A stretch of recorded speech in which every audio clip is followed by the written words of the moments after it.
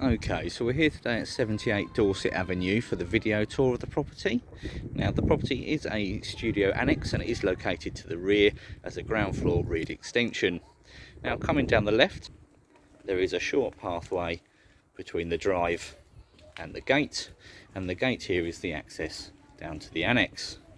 Now, coming through, we enter into a short path between the garage and the annex, with the front door of the annex located directly to the right there in that brown wood effect, and it is a UVPC door to help with heat retention and security, and you do have your own private front doorbell and letterbox as well. Now, prior to entering the property, I thought I'd show you the external. You'll see that there is a main garden. This isn't for the tenant's use, as the landlord has asked that the tenant only has access up to the point of the end of this green fence post here and the window. So if you draw an imaginary line on the pavement, that's sort of where you can come to. However, there is a little space which is currently used as the bin store area. However, this area can be tidied up. You've got a good bit of square footage here, which is useful for the external drying of laundry and potentially a small seating area as well. Somewhere as well to store your bicycle should you have one. Now, the property itself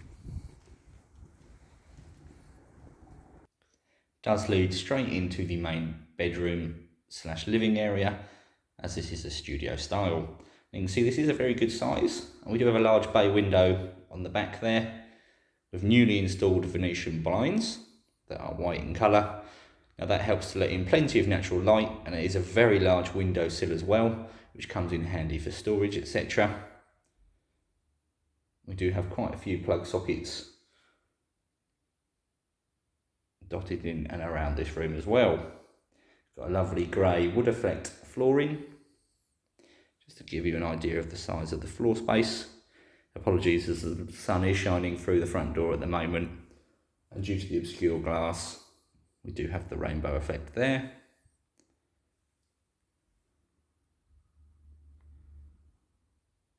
Just to show you from a slightly different angle.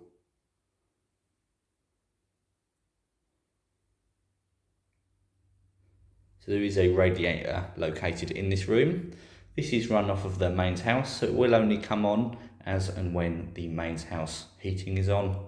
We also have a separate room thermostat on the radiator itself, so that the radiator can be isolated and turned off should the tenant not want this on.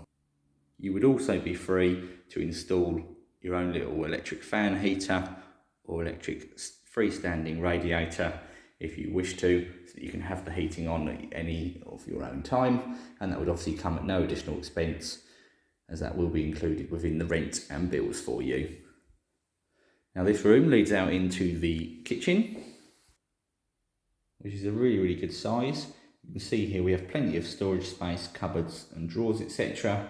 We also have cupboards on the wall with some additional shelving for storage, so great on the storage. We do have a window on the front that lets in plenty of light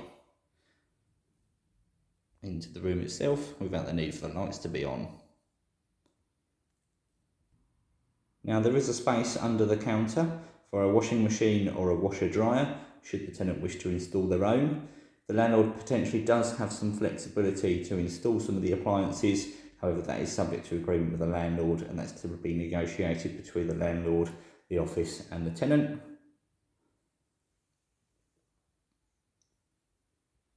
And just the kitchen again from a slightly different angle. You can see there that we have a 2-ring burner electric hob integrated into the countertop itself. You may notice that there is no integrated oven. One will not be provided for the tenant's use. However, you can purchase a countertop microwave oven or oven grill from somewhere such as Argos for approximately £100, should you wish to have a small oven as well.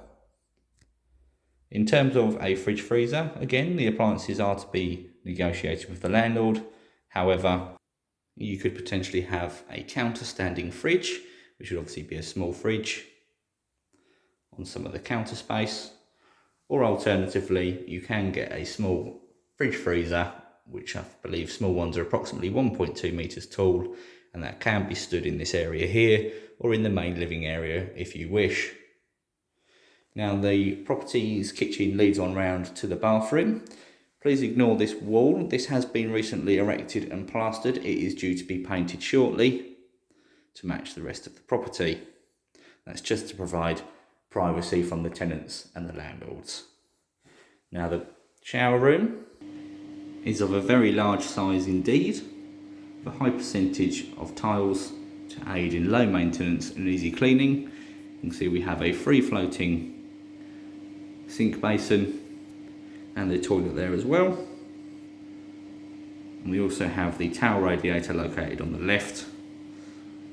And the shower itself is part glazed and part shower curtain, as you can see there.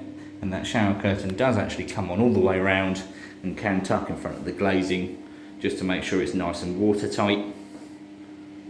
And you can see there we have an electric shower on the wall, which means that you won't run out of hot water.